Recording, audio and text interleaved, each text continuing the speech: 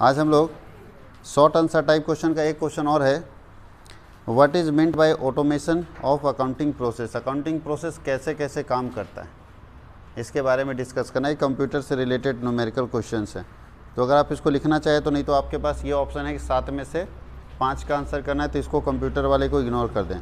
चलते long answer type question में। Long answer type question का आंसर हम लोग आज करेंगे।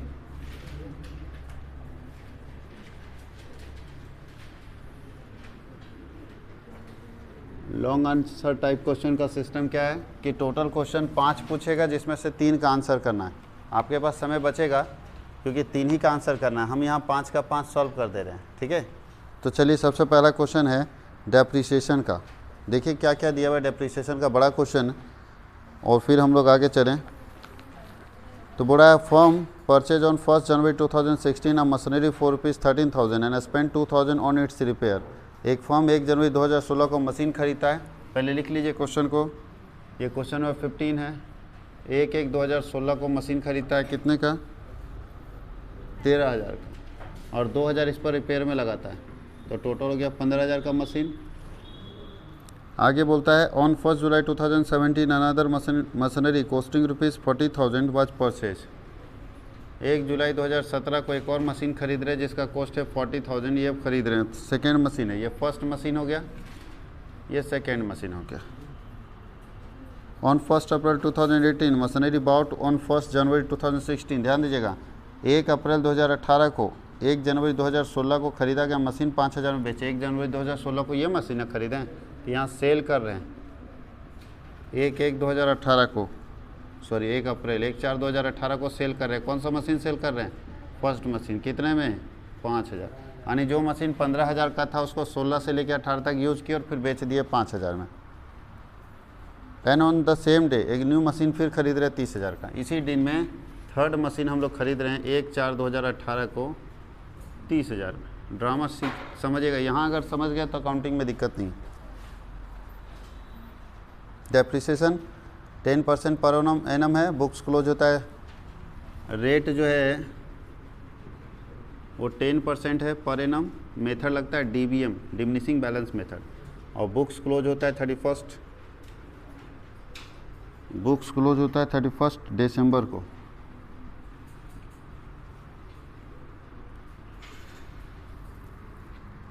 आपको 3 साल का लेजर बनाना है।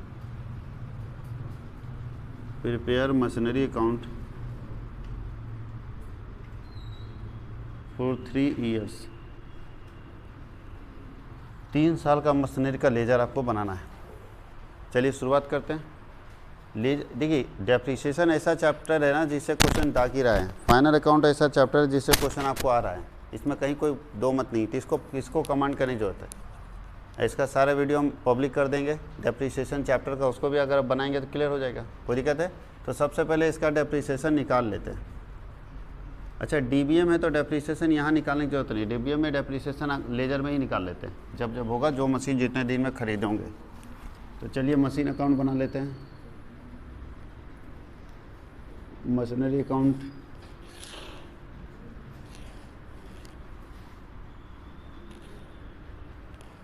एक लेजर बनाने में टाइम लग जाएगा, और आप लोगों को दिया है सिर्फ 1 घंटा। 1 घंटा में कितना बैंड बजा लोगे देख लेना।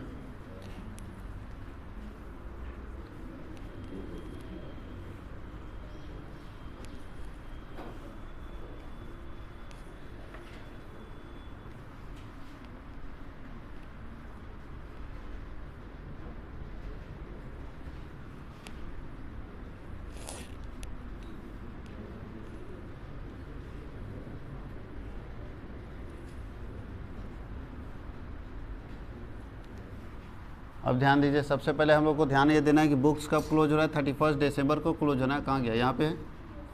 तो आपको सब मशीन को दिसंबर तक का यूज कर देखना है। तो पहले 2016 में खरीदेंगे, जनवरी 1 को टू बैंक मशीन नंबर 1 कितने का खरीदें? 12,000 का खरीदे थे, 3,000 भाड़ा लग गया, 15,000।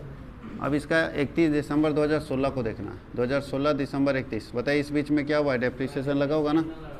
और ध्यान देना, इस बीच में और कोई सामान एसेट्स खरीदे? देखिए तो अगला मशीन हम 2017 में खरीदे, वो भी जुलाई में खरीदे, तो 1 साल ये मशीन यूज होगा तो 1 साल डेप्रिसिएशन लगेगा ना। वाई डेप्रिसिएशन 15,000 का 10%, 1500। अब इसका निकालिए जो 15,000 का मशीन था वो 1 साल डेप्रिसिएशन के बाद कितना बचा, 15,000, 13,000।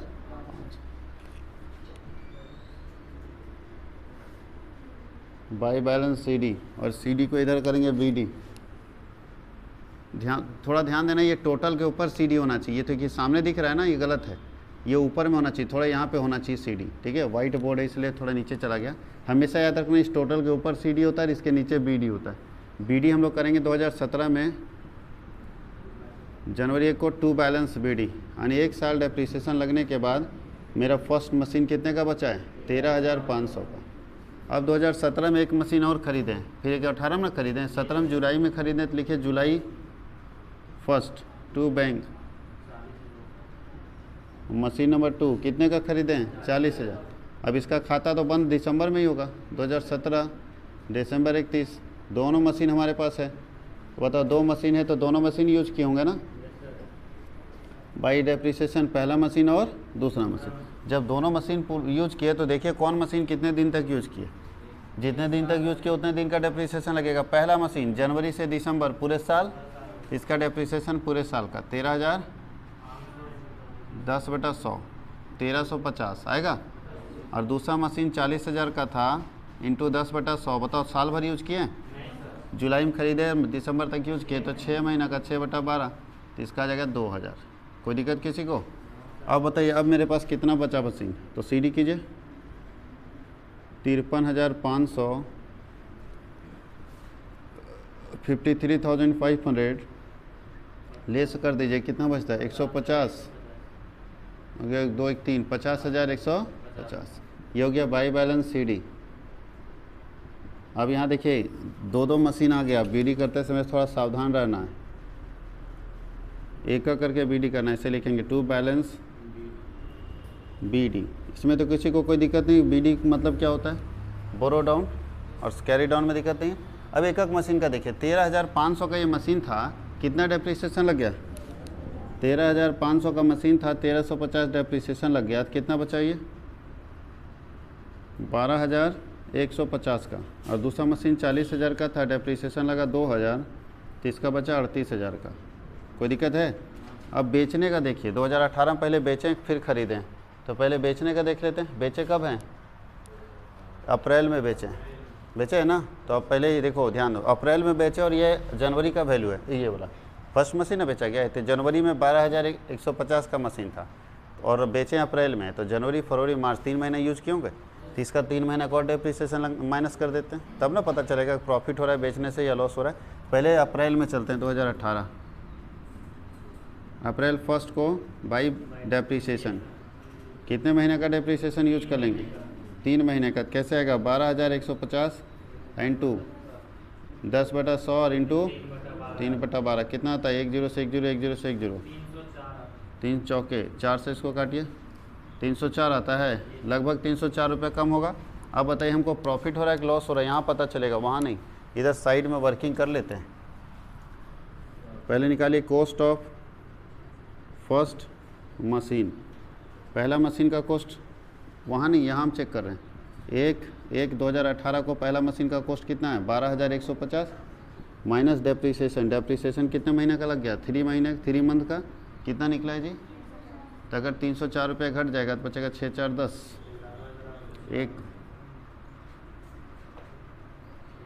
11,846 का कॉस्ट बचा, लागत।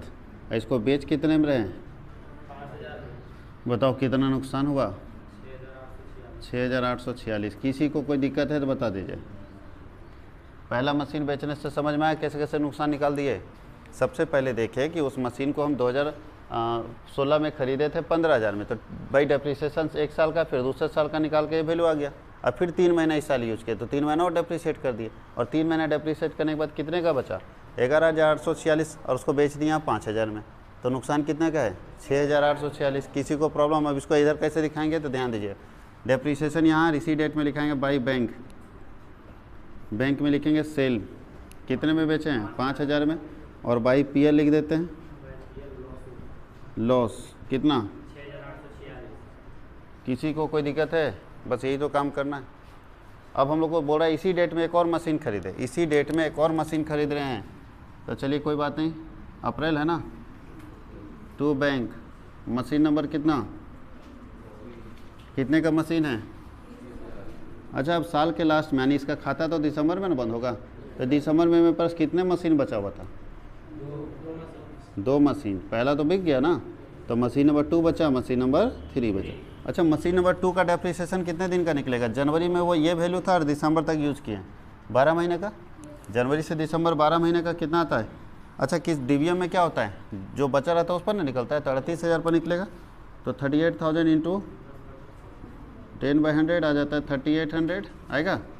और इसका पूरे 30,000 इंटू 10/100 क्या लगता है पूरे साल का निकलेगा, नहीं, इसका निकलेगा अप्रैल से दिसंबर, कितना महीना आता है, कोई दिक्कत है, 10 से 10, 10 से 10, 3 3 9, 3 चौके 12, 4 से 750 बार में कटेगा 2250।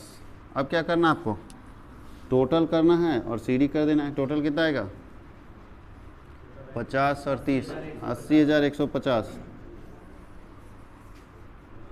80,150 में ये सारे जोड़ के इसमें लेस कर दीजिएगा तो यहाँ पे आंसर आएगा, इसको बोलेंगे by balance CD, by balance CD कितना आएगा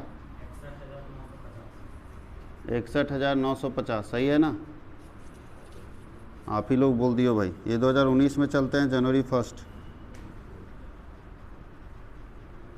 टू बैलेंस बीडी 61,950, यही बनाना था 3 साल का लेजर। और एक बात, हर सेट में जितना भी जैक सेट दिया, हर सेट में 2 ही चैप्टर से क्वेश्चन डाल रहा है, एक है डेप्रिसिएशन, एक है फाइनल अकाउंट, और एक सिंगल एंट्री सिस्टम। तो सिंगल एंट्री सिस्टम से छोटा क्वेश्चन दे रहा है, फाइनल अकाउंट और डेप्रिसिएशन से बड़ा क्वेश्चन दे रहा है। तो अगर इस चैप्टर को कमांड कर लिया जाए, इसका वीडियो हम पब्लिक कर देंगे यूट्यूब के ऊपर, इस चैप्टर को कमांड कर लिया जाए तो आराम से मिल जाएगा। आप लोग सर्च मार लीजिएगा commerce world Hazaribagh YouTube channel में, आपको सारा वीडियो वहीं पे पब्लिक मिलेगा प्लेलिस्ट में।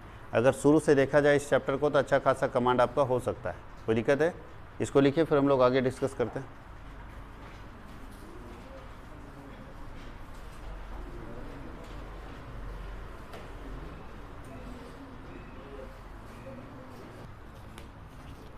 अब लोग 16 नंबर क्वेश्चन देते हैं, बोल रहा है difference between capital reserve and revenue reserve.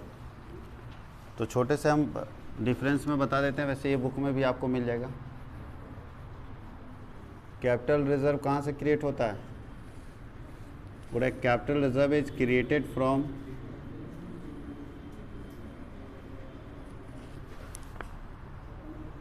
Capital profit,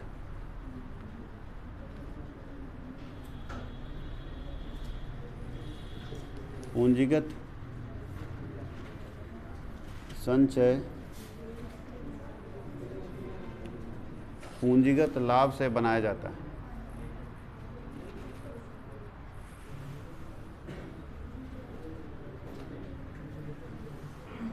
और रेवेन्यू रिजर्व कैसे बनता है,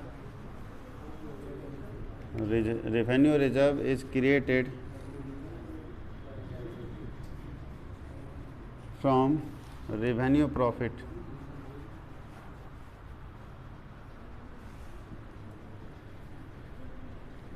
आयगत संचय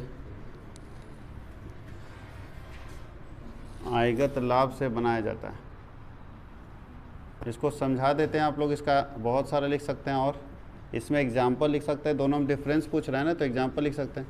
तो कैपिटल रिजर्व का मतलब क्या है, कैपिटल प्रॉफिट से बनता है। कैपिटल प्रॉफिट मतलब ऐसा प्रॉफिट जो कभी कभी होता है, ऐसा प्रॉफिट जो कभी कभी होता है उस प्रॉफिट को क्या बोलते हैं, कैपिटल प्रॉफिट, जो मेरे बिजनेस एक्टिविटी का पार्ट नहीं होता है। जैसे बिल्डिंग बेचे और उसे कोई प्रॉफिट हो गया तो कौन सा प्रॉफिट कहलाएगा, कैपिटल प्रॉफिट, क्योंकि हर दिन बिल्डिंग तो बेचते नहीं। अगर आपका हर दिन बिल्डिंग बेचने का काम है, बिल्डिंग ही बेचते हैं, तो ऐसे में अगर आपका प्रॉफिट होगा तो रेवेन्यू माना जाएगा। लेकिन कभी कभी बेचते हैं तो वो कैपिटल आ जाएगा। यानी कैपिटल मतलब non recurring income, non recurring मतलब बार बार न होने वाला इनकम को हम लोग कैपिटल मान लेते हैं। और जो मेरे बिजनेस में बार बार होने वाला इनकम होगा उसको हम लोग बोलते हैं रेवेन्यू इनकम। जैसे मेरे ट्यूशन का देखो फी हमारा रेवेन्यू इनकम है, हमको हमेशा मिलता रहता है। लेकिन बताइए कहीं हम लेक्चर देने गए एज ए गेस्ट फैकल्टी और वहाँ से हमको 1000 रुपये मिला, तो क्या मेरा रेगुलर इनकम है? तो ऐसे इनकम को हम कैपिटल इनकम बोलेंगे, जिसको कैपिटल रिजर्व में ट्रांसफ़र करते हैं। कोई दिक्कत है? तो एग्जांपल में क्या होगा कैपिटल रिजर्व में ट्रांसफर होने वाला इनकम? पहला का profit on sale of assets, हाँ या नहीं, profit on sale of assets. और रेवेन्यू में क्या आएगा? बिजनेस इनकम, जो आप रेगुलर कमाते हैं। न्यूज़पेपर को बेचने से अगर इनकम आता है न्यूज़पेपर, तो किस में आएगा? रेवेन्यू में, क्योंकि न्यूज़पेपर वाला रोज़ बेचता है ना। लेकिन अगर ओल्ड न्यूज़पेपर बेचने से इनकम आ जाएगा, तब किस में आ जाएगा? तब कैपिटल में आ जाएगा, क्योंकि पुराना न्यूज़पेपर रोज़ नहीं बेचते हैं, एक बार जोड़ के सब बेचते हैं। बात समझ गए? तो लिखा रहेगा सेल ऑफ ओल्ड न्यूज़पेपर, तो it is a capital income, capital reserve में जाएगा। और अगर लिखा रहेगा सेल ऑफ न्यूज़पेपर, तो रेवेन्यू इनकम है, रेवेन्यू रिजर्व में जाएगा। इस बात को समझना है। आप अगर डिफरेंस देख लिए बुक में भी इसका और डिफरेंस मिल जाएगा, आप लिख सकते हैं। बेसिक सिर्फ मीनिंग जानने की ज़रूरत है, मीनिंग जान के सारा बन जाएगा। इसके बाद क्वेश्चन है 70 नंबर में ट्रेडिंग बनाना है, पीएल बनाना है और बैलेंस शीट बनाना है।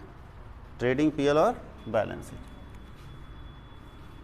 अब मेरे पास जगह ही उल्टा है, ट्रेडिंग पीएल उधर बना दे, बैलेंस शीट इधर बना दे, बना दिया जाए, चूँकि जगह कम है। तुम लोग ये काम मत करना, इधर सबसे पहले हम ट्रेडिंग, जगह कम है इसलिए इधर ट्रेडिंग बना रहे, इधर बैलेंस शीट बना रहे। वैसे आपको पहले ट्रेडिंग बनाना है, पीएल बनाना है, उसके बाद क्या बनाना है? ट्रेडिंग एंड पीएल अकाउंट नाम ही रहता है इसका, फॉर द ईयर एंडिंग।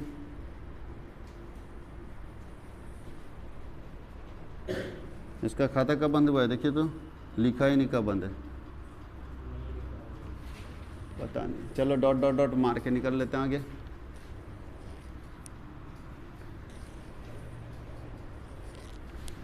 ये क्वेश्चन हर सेट में पूछता है, trading, PL and balance sheet बनाने का।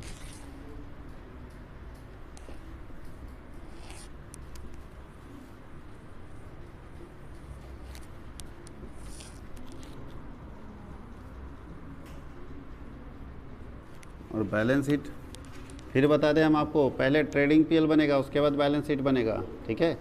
जगह नहीं रहने के कारण हम उधर बना रहे हैं।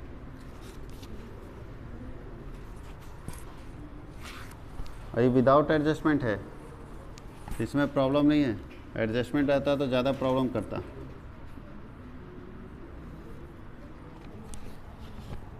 एक साइड में आता है लायबिलिटी रुपीज़ और उधर आता है एसेट्स रुपीज़। कोई दिक्कत है?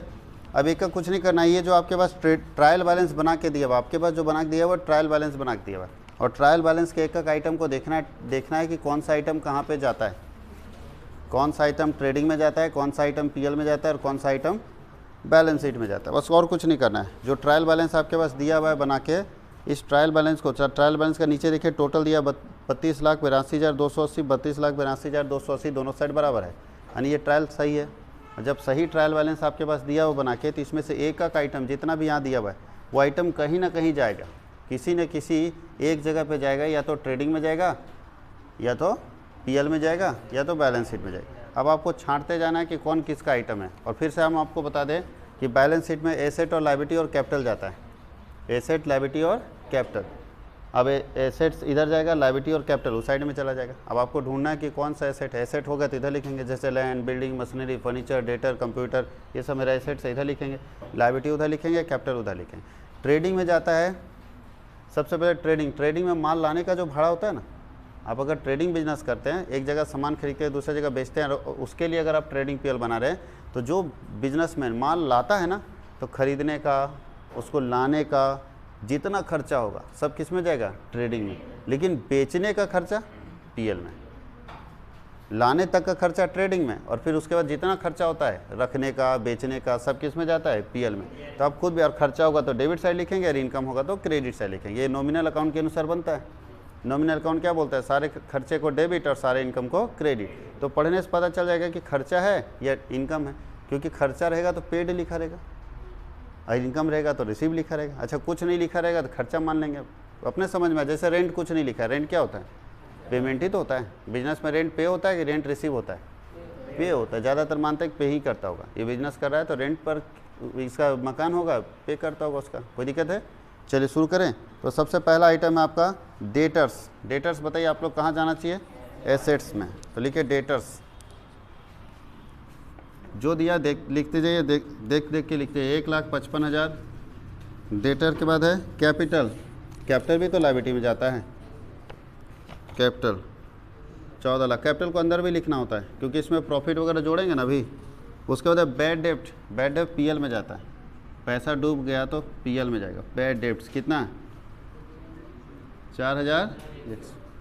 उसके बाद सेल्स, सेल्स जाता है ट्रेडिंग के क्रेडिट में, बाई सेल्स। थोड़ा ध्यान दीजिएगा, रिटर्न तो कहीं नहीं है, सेल्स रिटर्न रहेगा तो लेस करेंगे।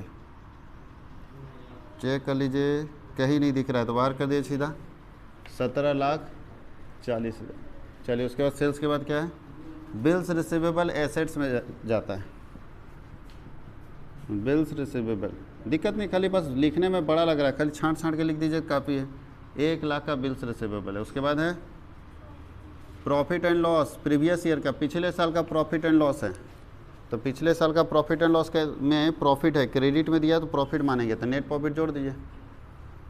कैपिटल में ना जोड़ेगा भैया, प्रॉफिट है तो मालिक का है। 1,22,280, ये पी वाई लिख देते हैं। पी वाई का मतलब होता है प्रीवियस ईयर, पिछले साल का। उसके बाद सैलरी एंड वेजेज है, सैलरी एंड वेजेज मेरा पीएल में जाएगा। सैलरी एंड वेजेज कितना है, सैलरी एंड वेजेज 10,000। उसके बाद रेट यहीं पे जाएगा, rates and taxes, rates and taxes कितना है 22,400। उसके बाद बैंक ओवरड्राफ्ट लायबिलिटी होता है,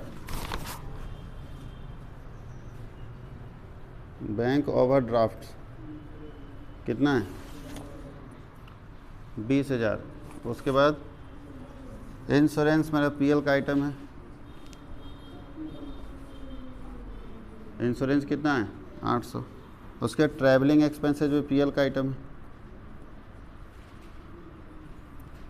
कितना है 35,500। उसके बाद जनरल एक्सपेंसेस भी मेरा पीएल का आइटम है 29,420। उसके बाद कैरेज आउटवर्ड भी पीएल का आइटम है, कैरेज इनवर्ड वहाँ जाता है।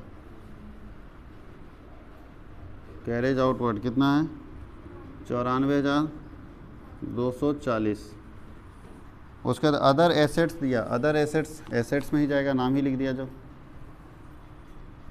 अदर एसेट्स कितना है 11,38,840।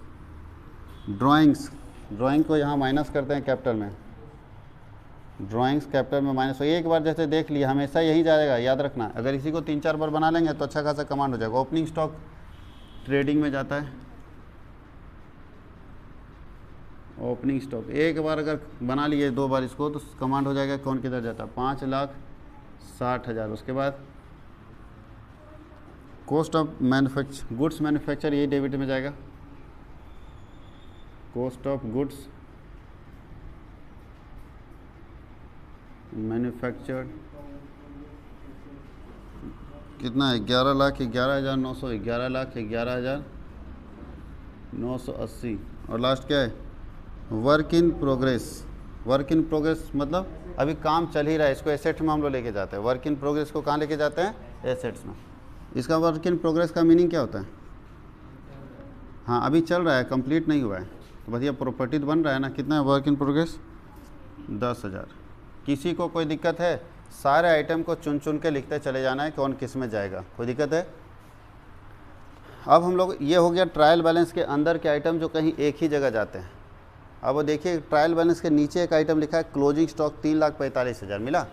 क्या लिखा है क्लोजिंग स्टॉक 3,45,000। बताइए अगर कोई आइटम ट्रायल बैलेंस के नीचे दिया रहता है तो उसको 2 जगह दिखाते हैं, इसको एडजस्टमेंट आइटम बोलते हैं। क्या बोलते हैं एडजस्टमेंट आइटम, इसको 2 जगह पे दिखाते हैं। अब 2 जगह कहाँ कहाँ दिखता है, तो अगर फॉर्मेट सही से पता हो तो एक ट्रेडिंग के क्रेडिट में जाएगा। बाई क्लोजिंग स्टॉक कितना बताया अभी अमाउंट 3,45,000। और एक बैलेंस शीट के एसेट्स में जाएगा। बैलेंस शीट में कहाँ जाएगा, एसेट्स में। क्लोजिंग स्टॉक 3,45,000 बन गया क्वेश्चन। अब सिर्फ बैलेंसिंग करना है, टोटल करके आपको निकाल देना है इसका कि कितना आंसर आ रहा है। सिर्फ टोटल कीजिए और आंसर निकाल दीजिए कितना आ रहा है।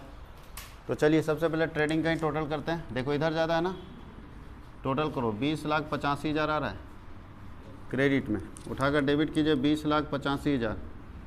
तो 2085 में ये घटेगा तो यहाँ पे निकलेगा ग्रॉस प्रॉफिट CD, घटाई कितना आता है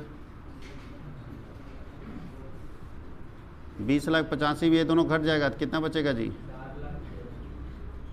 15,4 19 लाख 71,980 है। 0 8 2 10 9 1 10 का 0 हाथ में 1 1 1 2 3 और 2 5, कैसे कैसे कर दिया। हाँ ये ठीक है 980 और 20 1000 हो गया ना। इसको पहले टोटल कर लो, दिक्कत है तो यहाँ 980 कर लो और ये हो गया 1, ये होगा 7 और ये होगा 16। अब जोड़िए, ठीक है 9 और 1 10 का जो हाथ में 1 1 1 2 और 3 और 2 5, ठीक है 7 और 1 8 16 4 20, 4,13,020 रुपया टोटल कर दीजिए इसको। अब इसको यहाँ लिखिए भाई gross profit CD BD, sorry CD वहाँ होता है BD यहाँ होता है, 4,13,020 रुपया। अब देखो इधर तो 4 लाख खर्चा नहीं, इनकम है टोटल 4,13,020 रुपया, 4,13,020 रुपया।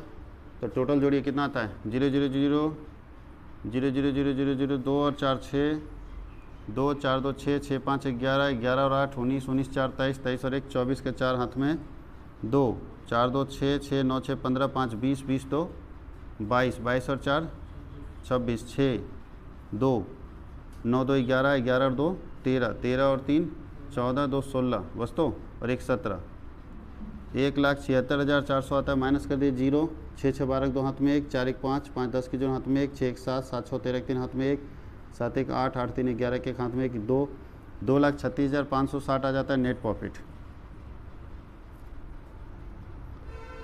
To net profit CD। और यही नेट प्रॉफिट CD यहाँ पे निकाल लेंगे कितना आएगा। तो पहले इसको प्लस कर दीजिए नेट प्रॉफिट, करेंट ईयर वाला नेट प्रॉफिट कितना आया है 2,36,560। अब इसको प्लस माइनस करके निकाल के बाहर कर देना है तो 10,000 घटेगा, याद रखना है 10,000 ये घट जाएगा तो 14 लाख और 1 22,280 15,22,280। अब देखिए 15,22,280 में ये जुड़ेगा 2,36,560 जोड़ दीजिए 0 6 4 10 5 2 7 और 1 8 8 5 17,58,840, उसमें 10,000 घट जाएगा बचेगा 17,48,840। जोड़ दीजिए दोनों साइड इक्वल होना चाहिए तो क्या 17,68,840, उधर भी 17,68,840 आना चाहिए। बैलेंस शीट दोनों साइड बराबर होना चाहिए, 17,68,840। देखिए जोड़ के अगर नहीं आ रहा है तो कहीं ना कहीं मिस्टेक है, जोड़ लीजिए इसको 17,68,840 आपका आना चाहिए। ये है ट्रेडिंग PL और बैलेंस शीट, 5 नंबर का क्वेश्चन है। अगर सही से पोस्टिंग कर दे तो 5 नंबर आपके पास है। कोई दिक्कत है इसको लिख लीजिए। फिर आगे का एक क्वेश्चन और है सिंगल एंट्री सिस्टम का, वो बता देते हैं, कंप्लीट हो जाएगा।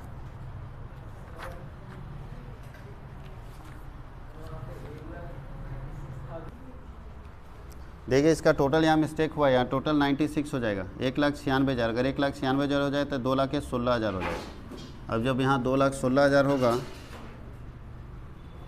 तो 2,16,000 यहाँ भी लिखेंगे। अब 2,16,000 होगा तो 20,000 कम आएगा ये, इसका मतलब ये ठीक है अगर हो तो 17,28,000 आएगा।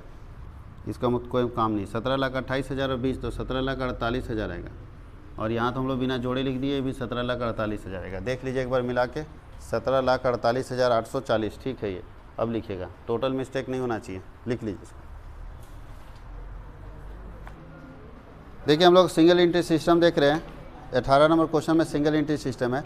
और सिंगल एंट्री सिस्टम में प्रॉफिट निकालने का बहुत ही आसान तरीका है। कैसे निकालेंगे देखिए, 18 नंबर क्वेश्चन, इसमें बनाना पड़ता है स्टेटमेंट ऑफ अफेयर्स।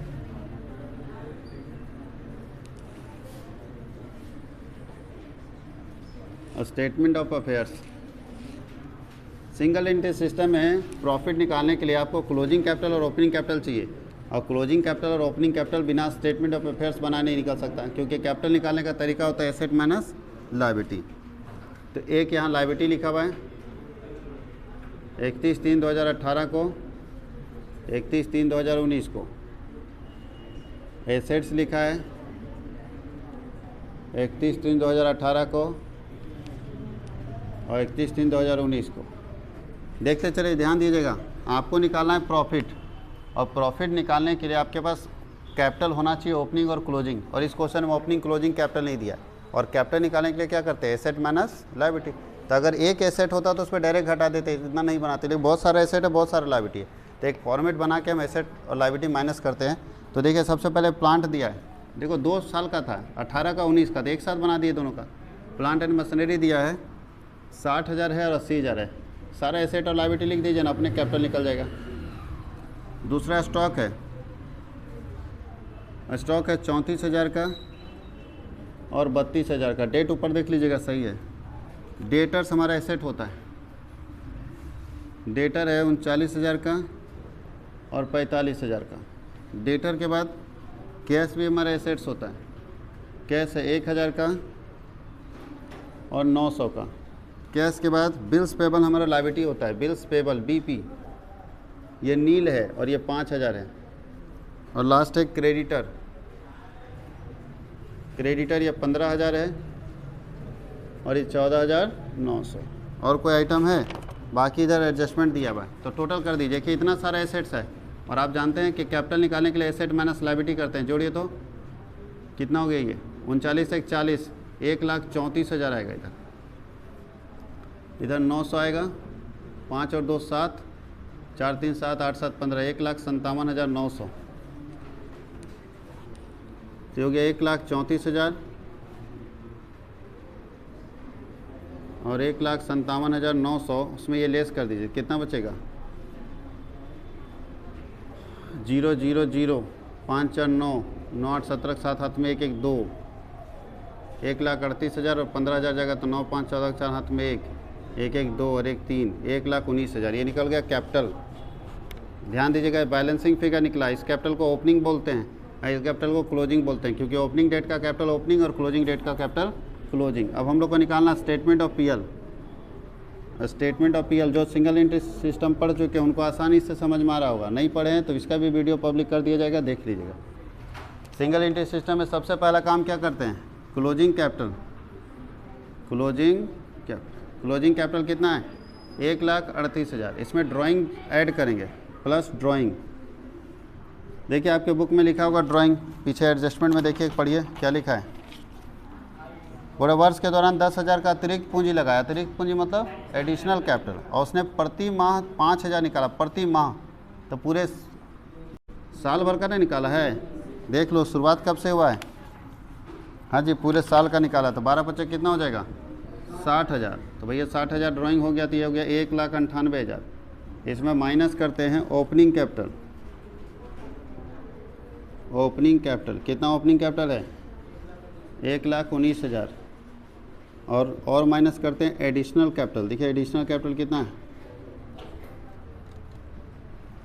10,000 है, 10,000 तो हो गया 1,29,000। इसमें लेस होगा तो प्लस में बचेगा, तो प्रॉफिट आ जाएगा कितना है 9 9 18 2 1 3 6 3 9, 69,000 का प्रॉफिट आ जाएगा, नेट प्रॉफिट।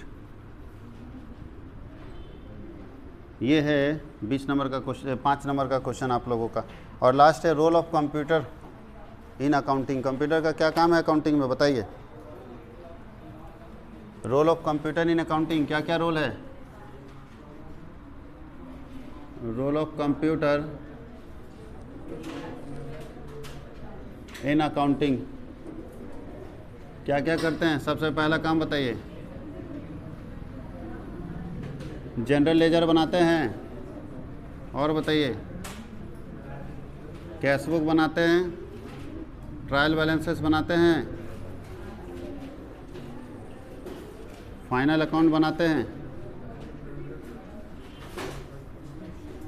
और भी बहुत सारा। इसको आराम से लिख लीजिएगा कौन कौन सा लेजर बनाया जाता है, बुक में आपको मिल जाएगा कि क्या रोल है कंप्यूटर का अकाउंटिंग में। तो ये आराम से हम लोग कर सकते हैं, लेकिन न्यूमेरिकल टच कीजिए। कंप्यूटर वाला लिखने में बहुत दिक्कत होगा हिंदी में, इंग्लिश वाले को दिक्कत नहीं क्योंकि कंप्यूटर इंग्लिश में लिखा जाता है। हिंदी वाले बच्चे कंप्यूटर का लिखने में थ्योरी बहुत दिक्कत होगा, इससे अच्छा है कि आप न्यूमेरिकल टच करें। और जब न्यूमेरिकल नहीं आता है तब लास्ट ऑप्शन है कंप्यूटर के लिए। चलिए इसको कर लीजिए। ये सेट 1 कंप्लीट हो गया आपका।